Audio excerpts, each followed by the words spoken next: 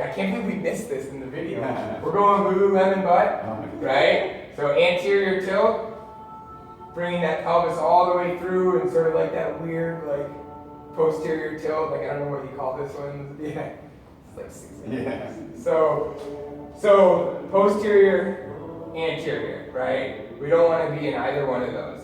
We want that squeezing a fart in, like slight squeeze of those glutes, enough that we can set up in a nice neutral up tall position, right? Have that short rib cage. We're good and braced, but we're not squeezing so hard, right? Like the X-lax butt, right? So X-lax, Lululemon, neutral.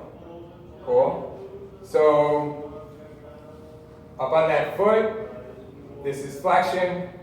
Kick that leg out with some good balance. We have extension, right? So flexion, extension, flexion, extension, right? Makes sense. We can get that anywhere. Flexion, extension, get it in the hip, flexion, extension, right? And we're talking about power and we want to achieve extension. We want that to happen dynamically, fast, powerfully, right?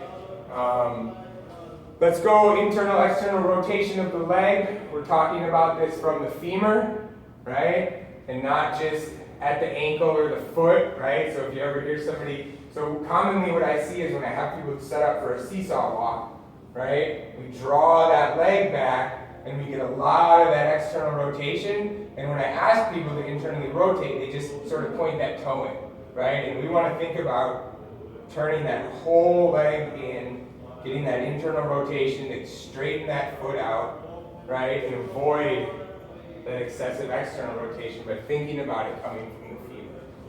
So we're turning that entire leg to get that good position. Cool, cool. And then last but not least, dorsiflexion, plantar flexion, right? Talking about power, talking about protecting our position, right? Avoiding injury. We do not want to be landing in that plantar flex position and rolling onto that foot. We want that good dorsiflexion so that we can get that drive, that power back from what we put into the ground, right? Especially when we're talking about athletics, sprinting, right? Any sort of movement like that. If we can keep that good position, we're in that mechanical advantage, right? We get that much more power back versus that sort of dissipation as that foot rolls in that plantar flex position, right? So we never want to see that, right? We always want that high knee dorsiflexion, toe up, flex shin position, right? None of that pointy toe stuff. We're not validating ourselves. Cool, I think we covered everything, you guys. Thanks for